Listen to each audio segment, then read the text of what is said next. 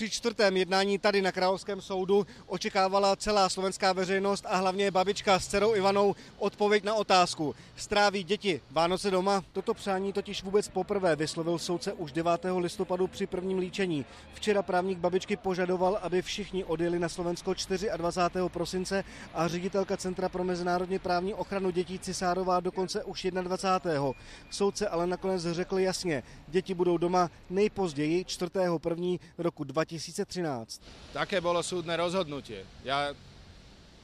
Najlepší dôkaz je, keď deti 4. januára uvidíte na Slovensku. Myslím si, že sme dosiahli veľmi veľký úspech, hlavne v tom, že Slovensko ako prvá krajina vstúpila do konania o deťoch.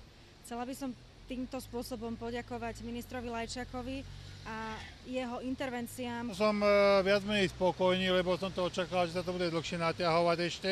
Žiadne šampanské sa ale búchať nebude. Babka aj s Ivanou zo súdu odchádzali sklamané. Už 3. Vianoce stráví rodina oddelene. Vraj maximálne do 4. januára, teda žiadne Vianoce, hej? Výsledok dnešného súdu je ďalší sľub a sľuby a sľuby a sľuby. Nie, nechcú ich pustiť. Jednoducho z tejto krajiny sa deti nevydávajú a ľudia sa nevydávajú, skôr sa berú z iných krajín. Nebude to ani 4.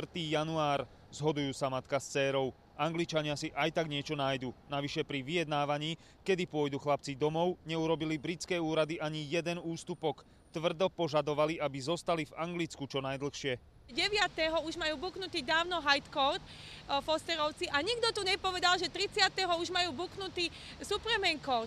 To znamená, že potrebovali tento čas natiahnuť, aby zase sa súdili. To sa bude prelínať jeden súd cez druhý súd. Tu nejde o to, či bude súd, či bude zastavený, ako dopadne. Tu ide o to, že nemá kdo vydať deti. Už na dnešek měla babička domluvený kontakt s Martinkem a Samkem. Určitě pozitivní pro ní je, že po dlouhé době nebude mít za zády pracovníka sociálky, který ji neustále kontroluje a zapisuje, jak se k dětem chová. Zvyšok rodiny na Slovensku tak stráví tohtoročné sviatky bez pani Študencovej, bez Ivany a bez detí.